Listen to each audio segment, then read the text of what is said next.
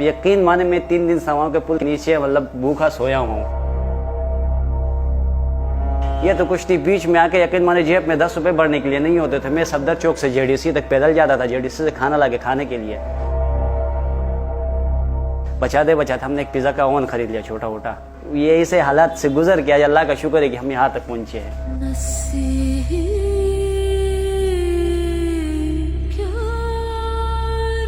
कितनी उम्र है तुम्हारी? मेरी 21 साल उम्र। 21 साल? जी 21 साल उम्र। 21 साल की उम्र में तुम अपना पिज्जा रेस्टोरेंट बना रहे जी, हो? और तो दूसरी वेटर कितने रखे हुए तुमने? क्या वेटर तो खैर कोई नहीं है, खुद मैं इस टाइम पे झाड़ू भी मार रहा होता हूँ, मैं खुद सफाई भी कर रहा होता हूँ। हम हर चीज़ ही खुद कर रहे होते हैं। और आज अल्लाह के शुक्र 4 मेरे पास बंदे हैं, 4 मतलब एज ए सपोर्ट के तौर पर हमारे पास बैठे हुए हैं। सोते कहाँ? सोते पीछे ही हमने, ये ग्राउंड फ्लोर कहीं से जो पोर्शन नहीं होता वो सारा हमने पोर्शन उठाया हुआ है, क्योंकि हमारा 24 घंटे किचन चलता रहता है। तो जिस टाइम भी ऑर्डर आया ना तो हम कैंसिल नहीं करते। सुबह 10 बजे आए तो हम उठ के कोई ना कोई उठ के बना के दे के आ रहा होता है। अब्बू को फोन किया कभी? अब्बू को, हाँ अब्बू पिछले साल मैंने खुद बुलाया था अब्बू को इधर, अब्बू और अम्मू दोनों आ गए थे।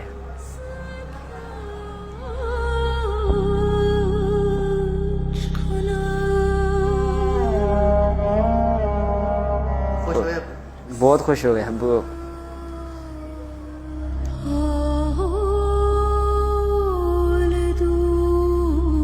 और आज जो मेरी कामयाबी पे सबसे ज्यादा खुश है वो मेरा अब्बा है।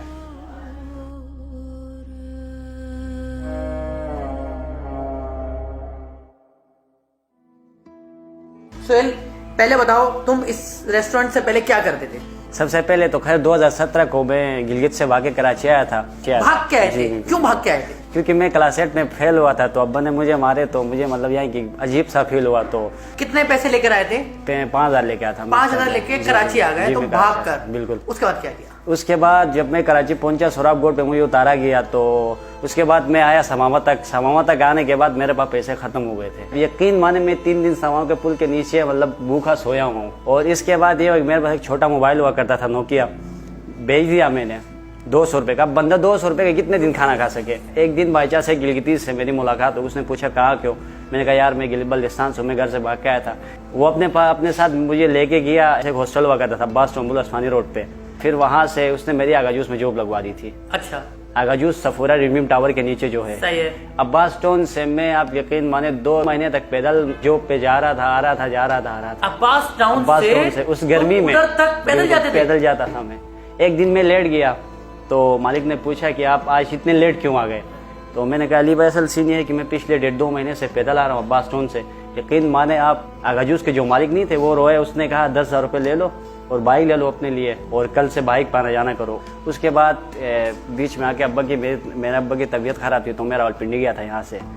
तो गया, वहाँ जाने के बाद मैंने आगा जूस की जो जॉब थी वो 1.5 साल करके वहाँ से मैंने लेफ्ट कर दी और मैं रावलपिंडी चला गया।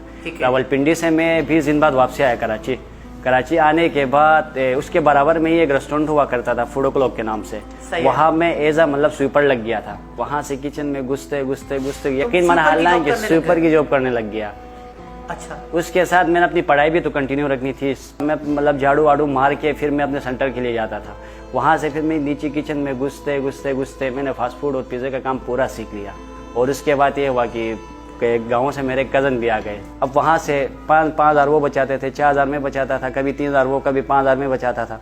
बचाते हमने एक पिज़्ज़ा का ओवन खरीद लिया छोटा मोटा। हमने कहा यार अपना कारोबार करते, जान छूट जाएगी प्राइवेट जॉब से। आप यकीन माने कचराकुंडी की जगह थी वहाँ, मतलब कुत्ते भी बैठना पसंद नहीं करते थे।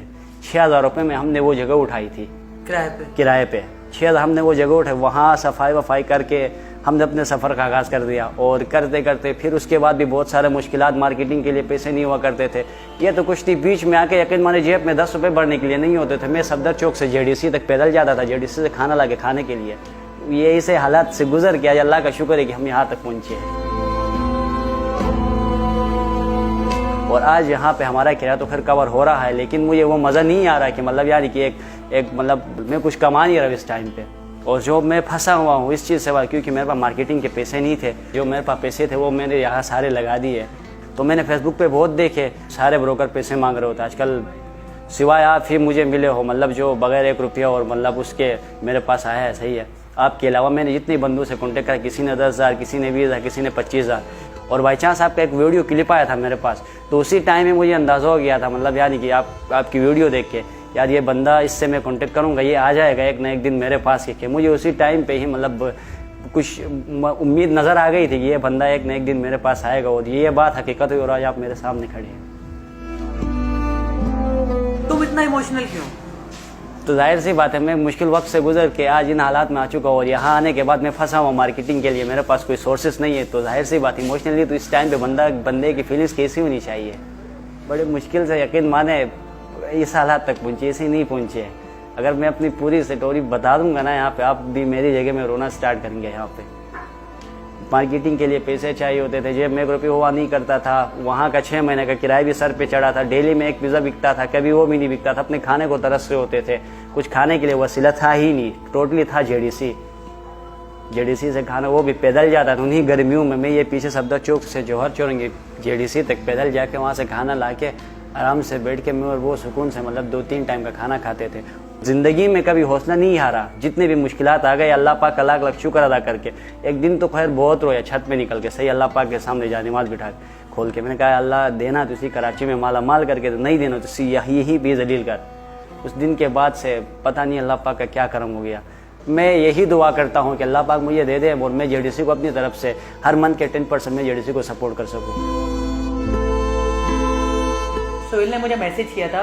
अच्छा, पहले तुम अजीब सा, ये रो रहा था अभी कैमरे के पीछे ना, और तुम रो नहीं, टेंशन क्यों ले रहे हो, सही हो जाएगा साहब। इतना जबरदस्त पिज्जा है ना इसका, मैंने खाया अभी।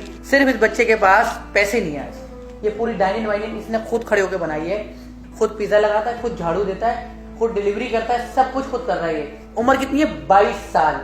इतना जबरदस्त टेस्ट। और क्या क्या बेच रहे हो तुम? मैक्सिकन सैंडविच तुमने बताया हमारे मुझे? पास पिज्जा सैंडविचेस है। पिज्जा सैंडविचेस में 3 कैटेगरीज है, मैक्सिकन सैंडविच, इटालियन और चिकन सैंडविच। और उसके साथ एक हमारा अपना सैंडविच है, स्पेशल सैंडविच के नाम से। मैं पूरे जौहर में चैलेंज देता हूँ, स्पेशल सैंडविच हमारे अलावा कहीं किसी को नहीं मिलेगा। पिज्जा कितने का? 470 रुपए का। पिज्जा बेसिकली हम 500 का चला रहे हैं, लेकिन जो 4 वर्किंग डेज उसमें हम 470 का चला रहे होते हैं। आप अच्छा टेस्ट बेच रहे हो, आपके पास मार्केटिंग नहीं थी, आपकी इस प्लेटफॉर्म के जरिए बात गई है, और इंशाल्लाह आप यकीन करें गुलिस्तान जौहर में लोकेशन में दे दूंगा आपकी ना। बाकी हमारी डिलीवरी तो खैर हम गुलशन इकबाल 13D से लेके गुलिस्तान जौहर के तमाम ब्लॉक्स और मलिर कैंट तक हमारी डिलीवरी है, और सुबह 6 बजे तक है। आप एक बार इस लड़के ने जिसने इतनी मेहनत के कचरा कुंडी से उठ के इसने आज ये इतना बड़ा रेस्टोरेंट बनाया है, तो हम लोग क्यों नहीं सपोर्ट करेंगे यार?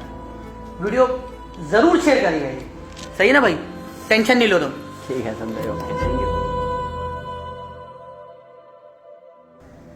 और मेरी थिंकिंग यही है कि मतलब जेडीसी ने जो मुश्किल वक्त में हमारा साथ दिया ना, मैं चाहता हूँ कि मतलब यानी कि मेरे पास 2-4 पैसे आ जाए और मैं अपने हिस्से से देख के महीने के आखिर में जो बच जाए वहाँ से 10% जेडीसी वगैरह उनको मैं सपोर्ट करूँ। मेरी दिल की ख्वाहिश ये है, बाकी मैं अपने लिए कुछ बचाना नहीं चाहता। जिनके पास है वो क्या ले गए।